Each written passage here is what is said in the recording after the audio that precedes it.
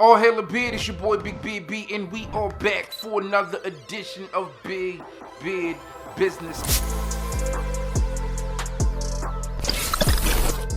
Today we're hopping into a first impression / semi-review for a fragrance brand that I truly enjoy. Now this one is a newer release from them and probably one of the rarest fragrances within my collection. Gotta fact check that, but I'm sure this is limited edition. There's a lot of limited edition fragrances, but very few of them number the bottles, and this one did. So without any further ado, let's hop in to it. The fragrance that I'm talking about comes from the house of Byron Parfums, and this one just happens to be Green Butterfly. Full disclosure, this fragrance was not sent to me by Byron, yet instead I was purchasing some things from Crystal Fragrance, and she said, see anything you like as a welcome back gift, and I said, let me try this fragrance out here. So as I mentioned, Green Butterfly is a limited edition fragrance, and if you're looking for it, then don't hesitate to holler at Crystal Fragrance. I'll leave all of her information linked down below.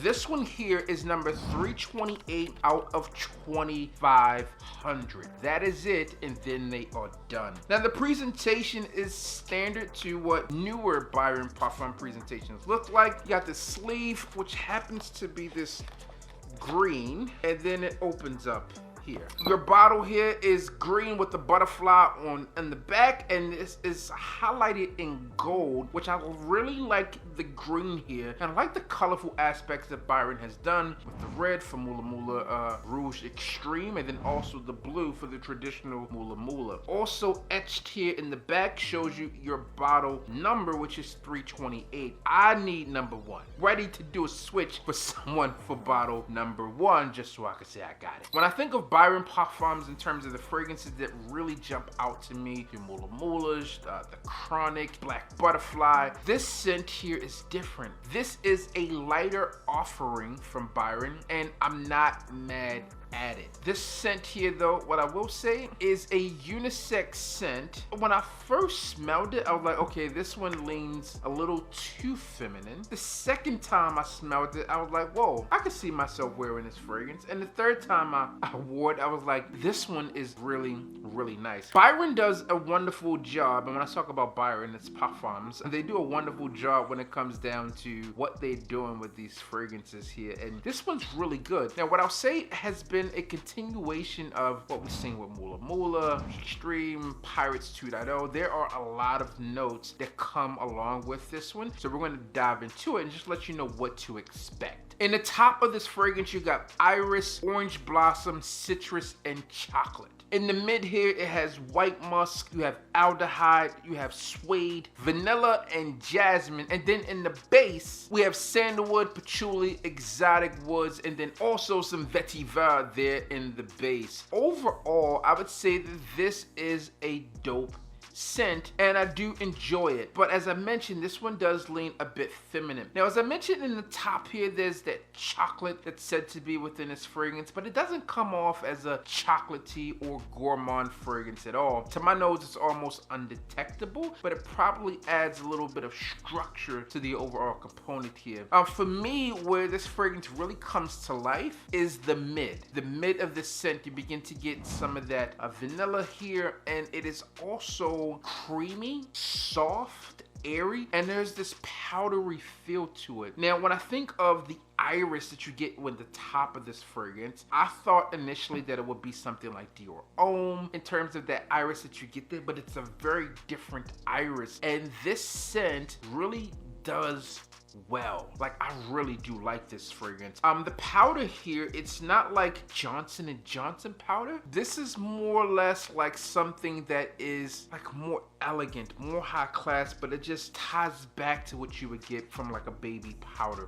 feel. There is also that floral component here that adds that depth. It rounds this fragrance out really well, and it does smell really good. I don't know why you would not enjoy a scent like this. When I think of when I would wear this fragrance, the spring and summer for sure will be places that I feel uber confident wearing the scent. And I also think that the green here kind of shows you what this fragrance is about. Don't take the green of this fragrance thinking that it's going to be like a earthy green fragrance, because I don't get that, although there is vetiver in the base. What I do think about this fragrance though is that transitions, right? A butterfly, I think of butterfly starts off as a caterpillar, it goes into its cocoon and comes out and boom, it takes on new life. I'm here, welcome me. And I think that this fragrance here does something similar as it transitions through the stages, but it comes back into something that is extremely beautiful, elegant scent. And I feel confident using the word beautiful in this fragrance because although it's marketed as a unisex scent, I believe it is slightly more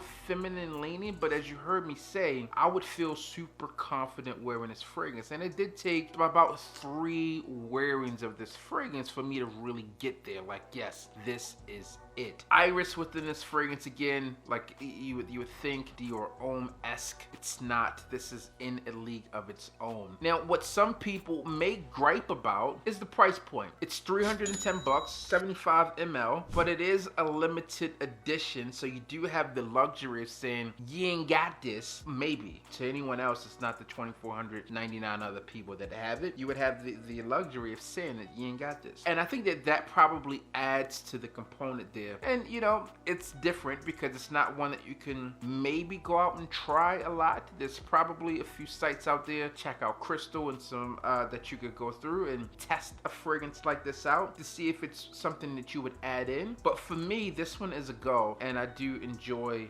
what Byron has done with this fragrance. And to be honest, I wasn't sure what to expect. I saw a few things that I was like, okay, I am interested. The chocolate in the top there, the iris, the transition down in the base there, but this fragrance is completely different from what I expected. And I think that that in itself really provided something. I was like, okay, I see the range of what they have going on here, but also I truly do, I like that limited edition small batch run. According to the fragrance brand, this is a universal release, i.e. unisex release, and then it is also a fragrance here that is said to be, I want to make sure I quote this correctly, this fragrance is said to be addictive paradox of power and lightness. And I would say that you kind of get that feel here. The lightness is there. It does have enough oomph and enough staying power to be relevant, but it's not like a super reach out and grab someone fragrance. This one is a bit lighter in itself, but it's sensual lightness here. That powdery feel comes off as clean, but it doesn't come off as cheap. This one does smell like a quality fragrance. They've done a really good job on this fragrance yet again. That stated, despite how I feel about this fragrance, I'll be quite honest, as I always am. This fragrance is not for everyone. There are gonna be some men who smell this fragrance and like, get that away from me. That's too feminine. This is a woman's fragrance. But for me, I don't get that at all. I really like that clean aspect. Almost has this fresh out of the shower feel without being a traditional clean fresh fragrance. I would feel super good on wearing this fragrance if I was dressed down in some white Air Force Ones, white t-shirts, some shorts. Spray this fragrance on. You're gonna be amazing when you're out and about at a cookout or chilling with your lady for a date or something of that nature. This fragrance is going to work for you. Another thing that I think about these types of fragrances, those unisex scents, it really makes it super easy if you were looking for a woman's stamp of approval to get that, right? Because it leans a bit that way, so that maybe already attracted to it or something that they enjoy about it. But if you have that je ne sais quoi behind it, it just is that perfect duality between uber masculinity and something that's a little softer side of you. That's just my take on that. Does not necessarily represent the views and opinions of the masses. Overall, this is a fragrance that I would recommend. You're not readily available. I have this thing, don't blind buy, over 200. I would say try to get your nose on this one. Head over to crystalfragrance.com if you want to check this scent out. Again, this one was gifted to me from her. I've been a huge fan of Byron since I've smelled Moolah Moolah. The Chronic has been another one for me. There's some that I didn't enjoy as much, but this one here is dope. Does not replace Mula Mula or Mula Mula Rouge Extreme, but this is one of my favorites from the house, and I'm sure over time that this one will grow on me a bit more. Staying power is moderate. It's not like super high. You're gonna get, depending on how you're spraying it, what you're doing, you're gonna get about up to 7 hours, I would say, on the scent is what I've experienced thus far. For me, I go a little heavy on the sprays on this one. Wouldn't mind going from 3 to 9. And traditionally I go 3 to 7, but depends on like how soon you're gonna be around people before I would recommend you go up to the 9 sprays. But it's so inviting, it is so clean, it is so inoffensive that I would be okay with doing the 9, and that's how I feel. Again, it doesn't transition to something that's gritty or earthy, although it does have that vetiver there, and that green would lead you to think so. It's not like a super green grass cut. It's just clean, inviting, sensual, and creamy is how I can best explain this fragrance. Again, best for spring and summer. If you were looking for a time to wear this fragrance, daytime preferably would be when I would wear a fragrance like this here. So that's all I got for you. As always, I'm your boy, Big Beard B. Don't forget to like, comment, and subscribe. Tell a friend that we are back again. And you already know what I need you to do. Just hit the goddamn bell.